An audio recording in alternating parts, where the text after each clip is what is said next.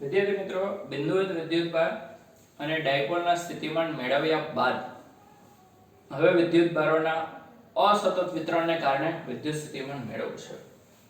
એટલે કે વિદ્યુતભારના તંત્રને લીધે વિદ્યુત સ્થિતિમાન. પહેલામાં આપણે અસતત વિતરણ લેશું. ધારો કે આકૃતિમાં વિદ્યુતભારનું અસતત વિતરણ દર્શાવ્યું છે. ઉગમ બિંદુની સાપેક્ષ સદિશ r1 સદિશ r2 ડેશ ડેશ સદિશ rn સ્થાન સદિશ ધરાવતા વિદ્યુતભારો અનુક્રમે q1 q2 dash dash qn છે. કે અહીંયા ધારો કે કોઈક જગ્યાએ ઉગમ બિંદુ છે. ઉગમ બિંદુની સાપેક્ષ q1 નો સ્થાન સદિશ r1 છે, q2 નો સ્થાન સદિશ r2 છે, q3 નો r3 ડેશ ડેશ qn નો rn છે. હવે આપણે કોઈ p બિંદુએ સ્થિતિમાન શોધવું છે.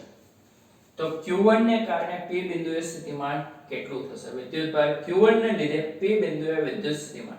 તો બિંદુવત વિદ્યુતભારથી r અંતરે સ્થિતિમાન એટલે kq ના છેદમાં r. તો v1 બરાબર kq1 ના છેદમાં અંતર. હવે આપણે આને r1 ને લઈ શકીએ કારણ કે r1 તો q1 નો સ્થાન સદિશ છે. આપણે q1 થી p નું અંતર લેવું પડે. એને આપણે r1p કહેશું.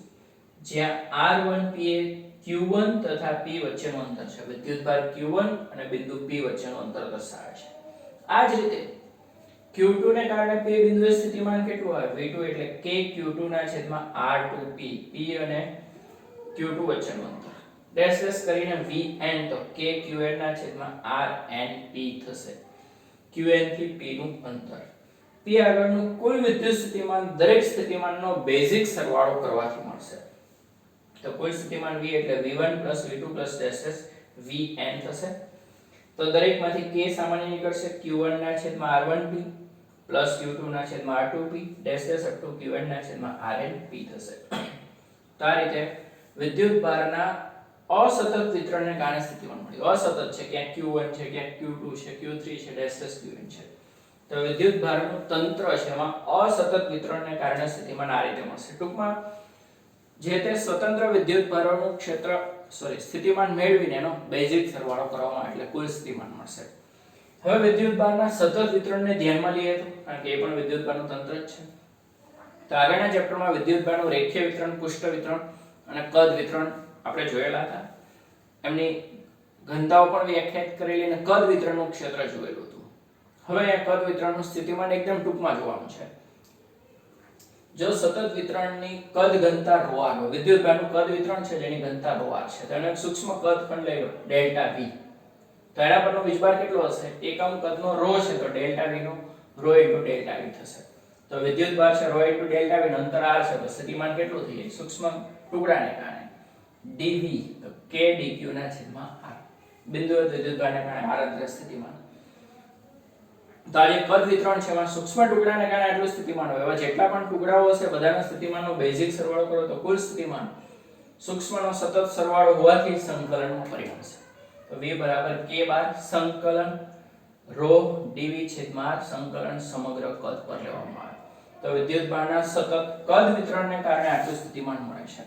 સતત રેખીય વિતરણ હોત તો અહીંયા લેમ્બડા આવત, અહીંયા dl આવત, અહીંયા l આવત. સતત પુષ્ટ વિતરણ હોત તો અહીંયા પુષ્ટ ઘનતા સિગ્મા આવત, અહીંયા પુષ્ટખંડ ds આવત અને સમગ્ર પુષ્ટ પર અહીંયા s આવત. તો આ રીતે ટૂંકમાં છે. હવે પહેલા ચેપ્ટરનો જે અંતિમ પ્રશ્ન હતો ગોળીય કવચ, પોલો ગોળો, એના પર વિદ્યુતભાર હતો સપાટી પર અંદર પોલો, એને કારણે બહારના વિસ્તારમાં ક્ષેત્ર મેળવેલું, અંદરનું ક્ષેત્ર શૂન્ય હતું. હવે સ્થિતિમાનની વાત કરીએ તો અહીંયા સરળતાથી એટલા માટે ડાયરેક્ટ લખી શકીએ તો બહુ મોટો પ્રશ્ન હતો ગૌસના પ્રમેયથી મેળવો. અહીંયા ટૂંકમાં થઈ ગયું. કારણ તો કવચના બહારના વિસ્તારમાં ક્ષેત્ર મેળવતી વખતે કવચ પરનો વિદ્યુતભાર કેન્દ્રમાં સમકેન્દ્રીય થયેલો ગણવામાં આવતો. એટલે એના ક્ષેત્રનું સૂત્ર પણ બિંદુવત વિદ્યુતભાર જેવું જ આવતું હતું, kq ના છેદમાં r². તો સ્થિતિમાન પણ બિંદુવત વિદ્યુતભારની માફક જ આવે ને, kq ના છેદમાં r. તો ગોળીય કવચ માટે બહારના વિસ્તારમાં સ્થિતિમાન જો એની ત્રિજ્યા છે, આ કેન્દ્રથી અંતર છે, કેન્દ્રથી અંતર ત્રિજ્યા જેટલું કે એનાથી મોટું હોય એટલે કવચની સપાટી પર કે બહારના વિસ્તારમાં સ્થિતિમાન કેટલું આવશે? તો કે kq ના છેદમાં r. r એટલે કેન્દ્રથી અંતર છે. કવચની અંદર ક્ષેત્ર શૂન્ય છે આપણે જાણીએ છીએ, પણ અંદર સ્થિતિમાન શૂન્ય હશે કે કવચની અંદર તો ક્ષેત્ર શૂન્ય છે તો શું સ્થિતિમાન શૂન્ય હશે? સ્થિતિમાન એટલે શું છે? એકમ ધન વીજભારને અનંત અંતરેથી આપેલ બિંદુ સુધી લાવવા માટે કરવું પડતું કાર્ય. જો એકમ ધન વીજભારને અનંત અંતરેથી સપાટી સુધી લાવવા માટે કાર્ય કરવું પડે, કારણ કે ક્ષેત્ર છે પણ સપાટીથી અંદર તો કોઈ ક્ષેત્ર જ નથી, એટલે સપાટીથી અંદર જવા માટે બીજું વધારાનું કોઈ કાર્ય કરવું નહીં પડે. એનો મતલબ કે અનંત અંતરેથી સપાટી પર લાવો કે અનંત અંતરેથી વચ્ચે કોઈ જગ્યાએ લઈ જાઓ, કાર્ય સમાન જ આવશે, સ્થિતિમાન સમાન રહેશે. તો કવચના અંદરના વિસ્તારમાં સ્થિતિમાન કેટલું આવશે? સપાટી જેટલું જ, kq ના છેદમાં ત્રિજ્યા, જ્યાં r less than or equal to capital R છે. તો આ લેખ પરથી વધારે સારી સમજૂતી મળશે. સ્થિતિમાન વિરુદ્ધ કેન્દ્રથી અંતરનો આલેખ. કેન્દ્ર પર સ્થિતિમાન સપાટી જેટલું, kq ના છેદમાં r. જો એકમ વીજભારને અનંત અંતરેથી કેન્દ્ર સુધી લાવવું હોય, અનંત અંતરેથી વચ્ચે કોઈ બિંદુએ લાવવું હોય, તો અનંત અંતરેથી સપાટી પર લાવો, એક સરખું જ કાર્ય કરવું પડે, કારણ કે સપાટીથી બહાર જ ક્ષેત્ર છે, અંદર તો શૂન્ય છે. એટલે કેન્દ્રથી સપાટી સુધી સ્થિતિમાન કેટલું આવશે? kq બાય ત્રિજ્યા, સપાટી સુધી, સપાટી પર પણ આટલું જ મહત્તમ. હા, સપાટીથી બહાર જશો તો અંતરના વ્યસ્ત પ્રમાણમાં ઘટતું જશે અતિવલય આકારે. તો ફરી એક વખત, સતત વિતરણ છે વિદ્યુતભારનું, એમાં કદ વિતરણ લઈએ તો એની કદ ઘનતા ρ r છે. r અંતર એટલે ખાલી આ લખેલો છે. એનો સૂક્ષ્મ ટુકડો ડેલ્ટા v છે, તો એનો વીજભાર થશે ρ * ડેલ્ટા v. તો એને કારણે r અંતરે સ્થિતિમાન કે ડેલ્ટા q, અહીંયા ડેલ્ટા v એવું પણ લખી શકીએ. સૂક્ષ્મ લઈ લઈએ એટલે dv લઈ લીધું તો અહીંયા dq થઈ ગયું, તો અહીંયા ρ dv પણ થઈ જાય. કુલ સ્થિતિમાન આ બધા જ સૂક્ષ્મ ખંડોના સ્થિતિમાનનો સરવાળો, અતિ સૂક્ષ્મ છે એના સતત છે, એટલે સરવાળો સંકલનનો પરિણમશે. તો કદ વિતરણ, સતત કદ વિતરણનું સ્થિતિમાન v એટલે કે સંકલન સમગ્ર કદ પર ρ dv ના છેદમાં r. રેખીય વિતરણ કે પૃષ્ઠ વિતરણ હોય તો અહીંયા રેખીય ઘનતા અને પૃષ્ઠ ઘનતા આવે, અહીંયા રેખાખંડ અને પૃષ્ઠખંડ આવે, અહીંયા સમગ્ર પૃષ્ઠ પર સમગ્ર રેખા પર l s લખી શકો, કદ છે એટલે આપણે v રાખીએ. ગોળીય કવચના બહારના વિસ્તારમાં ક્ષેત્ર મેળવતી વખતે વિદ્યુતભાર કેન્દ્રમાં સમકેન્દ્રીય થયેલો ગણવામાં આવે, એટલે બહારના વિસ્તારમાં ક્ષેત્ર kq/r² આવે તો સ્થિતિમાન kq/r આવશે. અંદરના વિસ્તારમાં ક્ષેત્ર શૂન્ય છે, એટલે વિદ્યુતભારને અનંત અંતરથી સપાટી સુધી જેટલું કાર્ય કરવું પડે ને એટલું જ અનંત અંતરથી અંદર સુધી કરવું પડે, કારણ કે સપાટીથી અંદર જવા માટે ક્ષેત્ર જ નથી, એટલે ક્ષેત્રની વિરુદ્ધમાં કોઈ વધારાનું કાર્ય નહીં આવે. એટલે અંદરના વિસ્તારમાં સ્થિતિમાન kq/r સપાટી જેટલું, એટલે સપાટીથી અંદર કેન્દ્ર સુધી સ્થિતિમાન અચળ, બહારના વિસ્તારમાં અંતરના વ્યસ્ત કોણમાં ઘટતું જશે. ક્ષેત્રના આલેખમાં શું હતું? અહીંયા e હતું ત્યારે આટલા સુધી 0 આવતું હતું, અહીંયા મહત્તમ ને પછી આ રીતે આવતું હતું r² અનુસાર.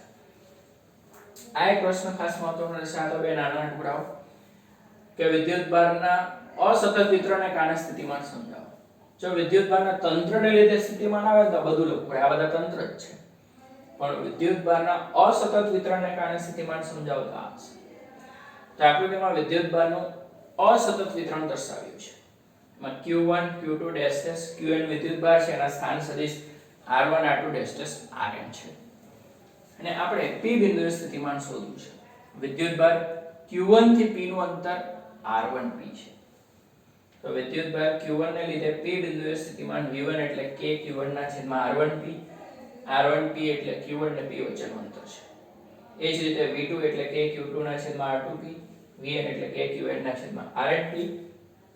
કુલ સ્થિતિમાન દરેક વ્યક્તિગત સ્થિતિમાનનો બેઝિક સરવાળો, k સામાન્ય લઈ લો બાકીના પદ આવશે. હવે અહીંયા સિગ્મા લખો તો લખી શકાય, તમે આમ લખી શકો, k ના સ્થાને 1/4πε0 લઈ લો, અહીંયા હું સિગ્મા કરી દઉં, અહીંયા qi લખી દઉં, અહીંયા આવે rip, જ્યાં i બરાબર 1 થી n, i બરાબર 1 મૂકો તો પહેલું પદ મળે, i બરાબર 2 મૂકો તો બીજું પદ મળે, i બરાબર n મૂકો તો n નું પદ મળે. તો આ રીતે અસતત વિતરણનું સ્થિતિમાન સમજી શકાય છે.